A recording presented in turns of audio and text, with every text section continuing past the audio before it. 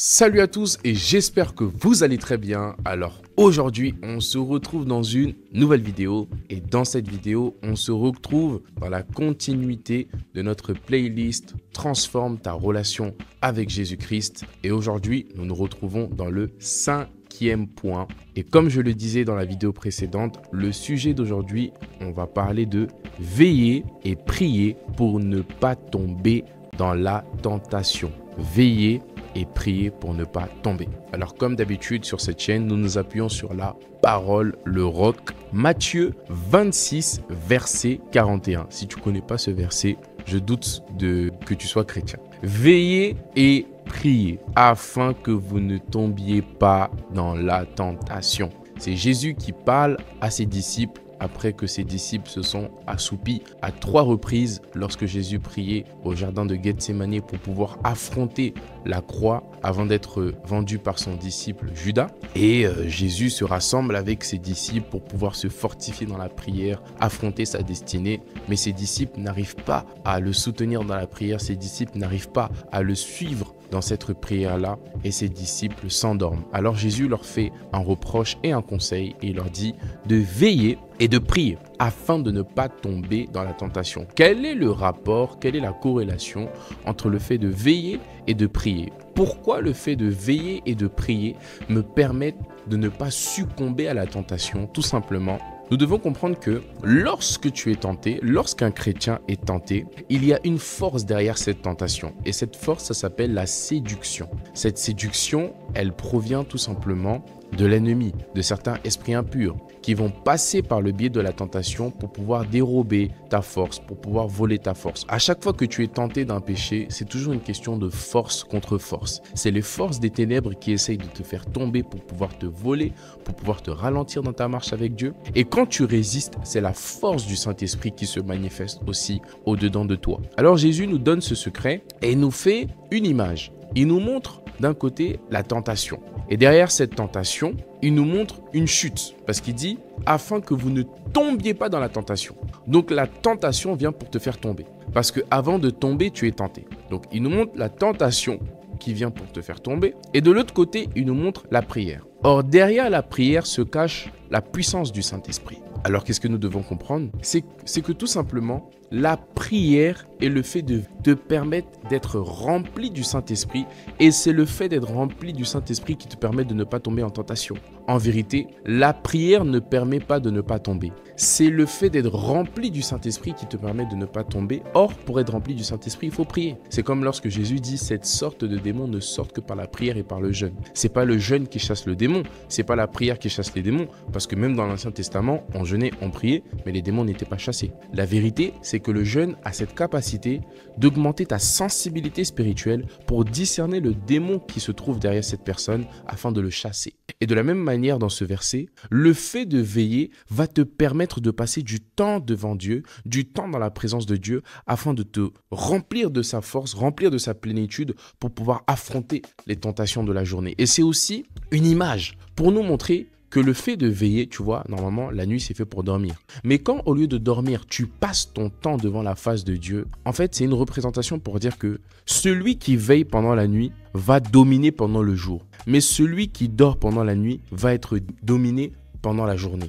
C'est une image, ça ne veut pas dire que toute la nuit, tu dois prier et pas dormir. Jésus aussi dormait. Mais c'est une dimension spirituelle qui nous fait comprendre qu'il faut toujours être en veille. Il faut toujours être sensible spirituellement. Et une des manières de rester sensible spirituellement, on peut le voir aussi dans Éphésiens 6, verset 18, tout simplement. Faites en tout temps par l'Esprit toutes sortes de prières et de supplications. Veillez, encore une fois on parle du mot veiller, veillez à cela avec une entière persévérance et priez pour tous les saints. Waouh! La Bible nous dit de prier par l'Esprit. Donc on peut prier sans le Saint-Esprit. Ah oui, c'est possible. Par exemple, là je vais prier sans le Saint-Esprit. Seigneur Jésus, que le diable se convertisse. Satan t'aime, c'est ta créature, tu l'as créé. Oh, Satan, touche son cœur. Cette prière paraît très spirituelle, remplie de compassion, remplie d'amour, mais elle n'est pas selon la parole.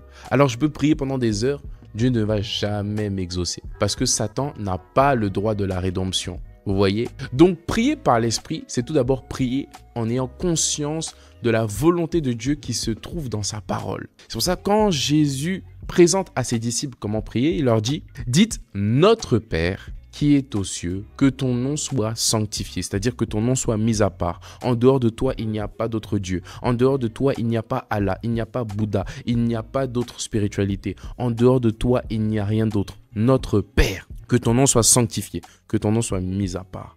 Que ton règne vienne. Le règne de Dieu sur la terre est manifesté par la personne du Saint-Esprit. Et plus tu avances dans la prière, et plus cette prière te montre le bon protocole à suivre. Donc, prier par l'Esprit, c'est d'abord prier par la parole de Dieu, mais influencé par le Saint-Esprit. Des fois, ça m'arrive, je suis en train de prier, j'ai envie de dire des choses, mais le Saint-Esprit m'oblige à dire d'autres choses. Je ne sais pas si ça vous est déjà arrivé, mais moi, ça m'est déjà arrivé où je prie, j'ai envie de dire quelque chose, mais il y a quelque chose d'autre qui sort de ma bouche. C'est comme si des fois tu es énervé, tu as envie d'insulter une personne, mais que tu lui dis que Dieu te pardonne. Pourquoi? Parce que tu es tellement saturé du Saint-Esprit que tu ne dis plus ce que tu dis, tu es ivre de vin. Et d'ailleurs, quand on parle du Saint-Esprit, on parle d'une personne qui est remplie du Saint-Esprit. Et quand on parle d'une personne qui est remplie du Saint-Esprit, on fait allusion à une personne qui est ivre du Saint-Esprit. Elle a tellement bu, tu vois, de l'alcool qu'une personne qui a bu, elle dit du n'importe quoi, elle sait plus où elle vacille. Et quand tu es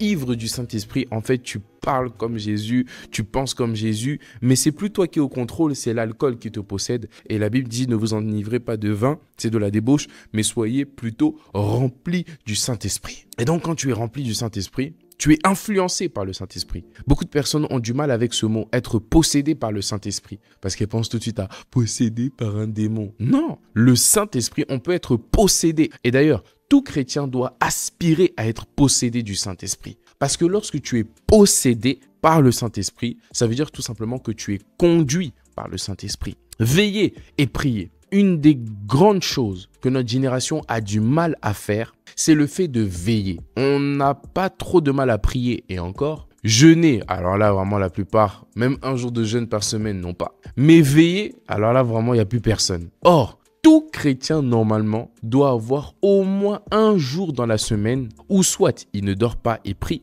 ou soit il consacre au moins 1 à 2 heures un jour dans la semaine où il décide de prier pendant la nuit. J'en connais, il prie de 4h à 6h les lundis. D'autres, c'est les jeudis qui prient de minuit à 1h. D'autres, c'est les mercredis où il prie de 2h à 4h. Donc, il faut que tu puisses au moins avoir un jour où tu dis que cette nuit, je mets mon réveil à 2h et je prie jusqu'à 3h, jusqu'à 4h. Et je t'assure, il y a un mystère redoutable et puissant derrière le fait de prier la nuit. Oui, Jacob a passé toute la nuit à Bethel. Jacob a passé toute la nuit dans la grotte à Bethel avec Dieu. Jacob a lutté avec Dieu. Et lorsqu'il est sorti de cette grotte, toute sa vie a changé. Il est devenu Israël. Et de Jacob est sorti toutes les 12 tribus d'Israël qu'on connaît aujourd'hui. Voilà. Donc il y a eu Abraham, il y a eu Isaac.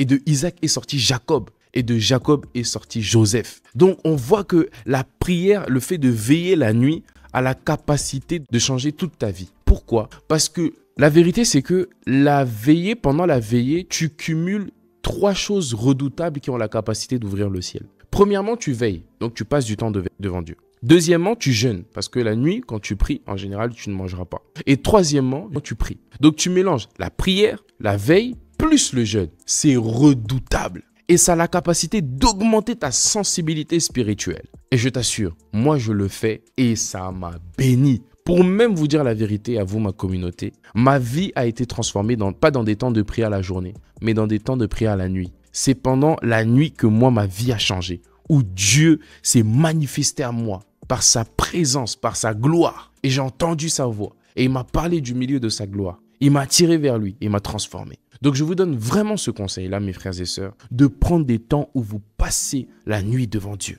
Veillez et priez afin que vous ne tombiez pas en tentation. Lorsque tu es tenté, c'est normal, on est tous tentés. Même le plus grand des pasteurs est tenté aussi. De l'impudicité aussi. La Bible dit Jésus-Christ a été tenté en toutes choses, mais n'a pas commis de péché. Donc Jésus aussi a été tenté dans l'impudicité. Donc quand tu es tenté, Jésus sait ce que tu ressens. Et ayant ressenti ce que tu as ressenti, voici ce qu'il en a conclu. Si tu ne veux pas tomber, tu dois veiller et prier. Veiller, comme je l'ai expliqué tout à l'heure, ce n'est pas seulement une dimension où tu passes la nuit devant Dieu. C'est une dimension de sensibilité spirituelle. Parce que celui qui veille lutte contre l'assoupissement, lutte contre la lourdeur, lutte contre le sommeil. Or, la sensibilité spirituelle, c'est le fait de lutter contre la distraction. C'est la raison pour laquelle souvent, lorsque tu passes excessivement de temps sur les réseaux sociaux, le Saint-Esprit te dit de faire attention. Pourquoi tu n'es plus en train de veiller? C'est la raison pour laquelle un chrétien doit discipliner sa manière d'être sur les réseaux sociaux. Et d'ailleurs, moi, ce que je décide de faire maintenant, c'est de ne pas franchir un certain cap sur certaines applications. Une fois que j'ai fait 30 minutes, 1 heure sur TikTok, c'est fini. Pendant la journée, même si, je sais pas, je ne peux plus y aller. Donc, mes frères et sœurs, veiller, c'est aussi le fait d'être sensible. Et comment être sensible spirituellement? Il y a la prédication du prophète Joe Grace que je mettrai en description. Le jour où il est venu à la Cité Royale, il en avait parlé. Et à la prédication du pasteur Marcelo qui en parle de manière aussi très bien. Et je vous la mettrai en description. C'est ces 2 prédications qui m'ont permis vraiment d'être très sensible spirituellement. Ensuite, on finit avec ce dernier verset qui m'a vraiment beaucoup fait du bien. Ah non, d'ailleurs, avant d'y aller, on va rester un peu sur Éphésiens. Il y a quelque chose d'intéressant là-bas. Il nous dit, veillez à cela, donc faites en tout temps par l'esprit toutes sortes de prières et de supplications. Beaucoup de gens, tu vois, ils ont des listes de prières. Je vais prier pour ça. Prière numéro 1, Père. Prière numéro 2, Père. C'est très bien. Moi aussi, je le fais. Beaucoup d'ailleurs. Mais la prière par l'esprit a cette capacité de rendre ta prière vivante au point où tu te surprends même à prier comme tu pries. Il y a des prières où là même toi, tu sais que non, là, c'est plus moi qui prie. Tu peux atteindre ce niveau de prière de manière constante. Oui, moi, ça m'arrive souvent. Il suffit juste que je prie 20 minutes en langue, 20-30 minutes en langue, et je sens que le Saint-Esprit, petit à petit, est en train de prendre le relais jusqu'à ce que je devienne une machine. Et puis je commence à prier pendant 1 heure, 2 heures, 3 heures, et je peux même prier toute la journée en langue dans mon esprit. Donc c'est possible, mon frère, ma soeur, de prier par l'esprit. Prier par l'esprit, c'est prier en langue. Mais ce n'est pas seulement prier en langue parce que tu peux prier en langue de manière machinale, mais tu peux aussi prier en français de manière spirituelle. C'est-à-dire, la prière en esprit, c'est pas d'abord le parler en langue. La prière en esprit, c'est d'abord une prière qui est conduite par le Saint-Esprit. Parce qu'il y a même des païens qui se moquent des chrétiens qui parlent en langue et qui disent « Ah, vous les chrétiens, vous dites Shabalabalaba ». Est-ce que quand ils disent comme ça, ils sont en train de prier en esprit? Non, ils sont dans la chair. Donc tu peux prier en langue en étant dans la chair si tu n'es pas connecté au Saint-Esprit qui souffle en toi le parler en langue. C'est la raison pour laquelle la prière en esprit, c'est d'abord une prière qui est poussée par le Saint-Esprit. En fait, pour faire simple, prier par l'Esprit, c'est être poussé par le Saint-Esprit. La Bible dit, c'est poussé par l'Esprit que des saints hommes de Dieu ont parlé de la part de Dieu. Donc, prier par l'Esprit, c'est lorsque tu sens une influence du Saint-Esprit te conduire à parler comme ça. Ah, aujourd'hui, je sens que je dois prier pour ma mère. Aujourd'hui, je sens que je dois prier pour mon pasteur. Aujourd'hui, je sens que je dois prier pour telle sœur, tel frère, etc. C'est ça, être poussé par le Saint-Esprit. Et ensuite, il dit, faites toutes sortes de prières. Donc, il n'y a pas seulement une sorte de prière. Il y a la prière de supplication, d'intercession. Moi, j'aime beaucoup l'intercession. C'est ça, d'ailleurs, qui a permis à ce que mon don prophétique soit aiguisé. Le fait de prier pour les autres. Parce que les lunettes de la prophétie te permettent de voir pour les autres. Aucun d'entre nous, ses yeux voient son propre visage, à part lorsque tu te regardes devant un miroir. Mais les yeux, c'est fait pour les autres. Donc l'intercession a la capacité d'augmenter ta compassion pour les autres. Or, lorsque Paul parle dans le livre de 1 Corinthiens 12 ou 1 Corinthiens 13, je ne sais pas, mais il dit « Aspirez aux dons les meilleurs » et ensuite il nous donne la voie par l'excellence. Il nous parle de l'amour. Donc pour aiguiser ta prière, aiguiser ton don prophétique, tu dois passer par l'intercession.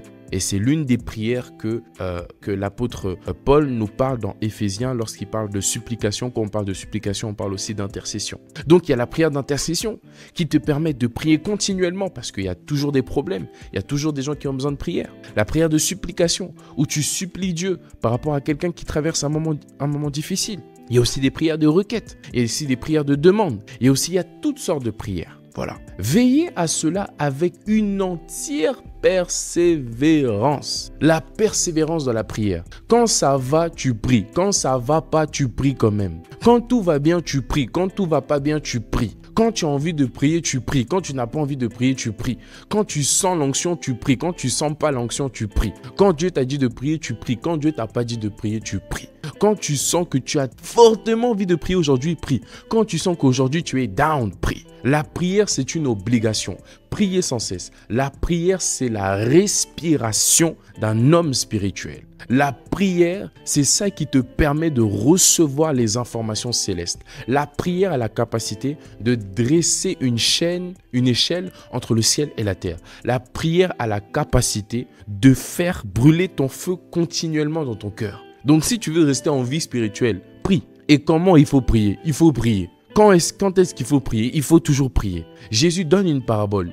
Il dit les hommes doivent toujours prier et ne pas se relâcher. Les apôtres, le maître de l'église, ont toujours fait allusion à quelqu'un qui prie excessivement. Cette allusion a toujours été d'assimiler la prière à la persévérance. Je ne vais pas vous mentir, je vais vous dire la vérité. Les hommes qui prient beaucoup savent que quelqu'un qui prie beaucoup a besoin de beaucoup persévérer. Parce que quand tu pries, le monde des ténèbres, le diable, les démons et tous ces agents vont toujours faire à ce que tu puisses te taire. Mais c'est pas parce que le diable s'acharne à te faire taire que tu dois arrêter de prier. Même quand tu sens des luttes, prie. Et d'ailleurs, quand tu as péché, prie beaucoup. Oui, beaucoup de gens, le diable vous dit « Non, là, tu as péché, tu dois pas prier. Tu es impur, tu es impur. » Quoi? Plus un malade est malade, plus longtemps il reste à l'hôpital. Tu as déjà vu un malade qui fuit l'hôpital, il dit « Non, je suis trop malade, les médecins ne voudront pas de moi. » Les médecins d'ailleurs, ils ont été formés pour guérir les cas les plus graves. Donc plus tu es dans le péché, plus tu dois prier pour que la sainteté de la présence de Dieu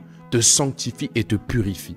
Plus tu pêches et plus tu dois prier jusqu'à ce que Dieu te délivre et que tu sois totalement libre de ton péché. Donc la prière, en vérité, pour un chrétien, ça doit être sa meilleure amie, son meilleur ami, son frère d'armes. Et je finis avec ce verset pour vous donner un des meilleurs conseils pour moi en ce qui concerne la prière. 1 Corinthiens 14, verset 4. Celui qui parle en langue s'édifie lui-même. Celui qui prophétise édifie l'Église. Je désire que vous parliez tous en langue, mais encore plus que vous prophétisiez. Celui qui prophétise est plus grand que celui qui parle en langue, à moins que, après la suite, il explique, etc. Mais l'apôtre Paul dit, je désire que vous parliez tous en langue. Le parler en langue, mes frères et sœurs. Beaucoup de chrétiens méprisent le parler en langue. Le parler en langue. Le parler en langue. Vous savez, je vais vous donner un témoignage personnel. Parce que quand on parle de la Bible, souvent les gens ils doutent. J'ai déjà vu personnellement, moi, Clinton, un démon, c'est-à-dire comme je vois la caméra qui est devant moi. Et j'ai même pas dit au nom de Jésus. Jésus commençait à parler en langue. Et ce démon est parti. Il a fui. Il a été brûlé par la présence de Dieu. J'ai déjà vu, moi, Clinton Lawson, des temps de prière où seulement tu parles en langue et les gens sentent la présence de Dieu. Le parler en langue, c'est un mystère terrible. Le parler en langue est plus mystérieux que tu ne le penses. Celui qui parle en langue dit des mystères à Dieu. Celui qui parle en langue parle la langue des anges. Et donc, celui qui parle en langue attire les anges. Tu es dans un centre commercial où tout le monde parle anglais. Et toi, tu parles que français. Et d'un coup, tu passes et tu entends des gens parler en français. Qu'est-ce que tu vas faire? Tu vas t'arrêter et aller les voir. Tu vas dire, oh, vous aussi, vous parlez français? C'est ce qui m'est arrivé quand j'ai fait mon séjour au Canada. Tout le monde parlait anglais. Dès que je croisais des Français, oh, you speak French. Et puis tu parles avec eux, oh, mais moi, je viens de tel. Et lorsque tu parles en langue et qu'il y a des anges qui sont là, ils disent, oui, celui-là, il est avec nous. Il est de notre royaume. Et les anges viendront vers toi. La présence de Dieu viendra vers toi. Et lorsque tu parles en langue, oikodomeo en grec, ça veut dire celui qui parle en langue, il est en train de bâtir. Tu es en train de bâtir ton esprit. En fait, quand tu parles en langue, c'est comme si tu es en train de faire c'est comme si tu es en train de te muscler spirituellement. Quand tu parles en langue, c'est comme si tu es en train d'aller à la salle de sport en train de pousser des kilos. Quand tu parles en langue, tu es en train de prophétiser sur ta vie. Quand tu parles en langue, tu es en train de prier pour des choses auxquelles tu n'aurais jamais pensé. Et d'ailleurs, l'apôtre Paul dit « Je rends grâce de ce que je prie en langue plus que vous tous. » L'apôtre Paul, l'apôtre de la grâce, l'apôtre du Nouveau Testament, l'apôtre de Jésus-Christ dit que la plupart du temps lorsqu'il priait, c'était en langue. Et j'ai posé la question à tous les hommes de Dieu que je connais. Je leur ai posé la question. Tu parles plus en langue ou en français? Il n'y en a aucun qui m'a dit je parle plus en français ou en anglais ou dans ma langue d'origine plus qu'en langue. Eux tous m'ont dit, Clinton, la plupart du temps, c'est même 80% 10% en langue et 10% seulement en français, dans leur temps de prière personnel. Mais lorsque tu es à l'église, dans un temps de prière, tu dois plus parler, surtout quand c'est toi qui as le micro, en l'occurrence, tu dois plus parler en français pour que les gens puissent être édifiés. Mais si des fois tu débordes un peu en langue, c'est pas grave. Mais tu dois revenir en français pour édifier. Mais ça ne veut pas dire que « Ah non, je parle plus en langue du tout ». Non, parce que des fois, le parler en langue peut te permettre de capter une pensée spirituelle. Et quand tu reviens en français, tu es en train d'interpréter ce que tu viens de dire en langue. C'est pour ça les gens qui disent « Non, à l'église, on ne parle pas en langue ». Non, ça aussi, c'est un déséquilibre. On peut parler en langue, surtout quand j'ai le micro, mais je dois revenir en français pour prophétiser et dire ce que j'ai dit en langue. Donc mes frères et sœurs, voici le 5e point concernant la prière, concernant les veillées et concernant le fait d'être spirituellement aguerri pour pouvoir vaincre, dominer la tentation et être sensible spirituel. En tout cas, si tu as été édifié par cette vidéo, n'hésite surtout pas à la partager, ça pourrait bénir quelqu'un. Et si tu souhaites semer dans ce ministère, il y a un lien PayPal et Revolut en description. Merci à vous d'avoir regardé cette vidéo et que Dieu vous bénisse abondamment. Peace.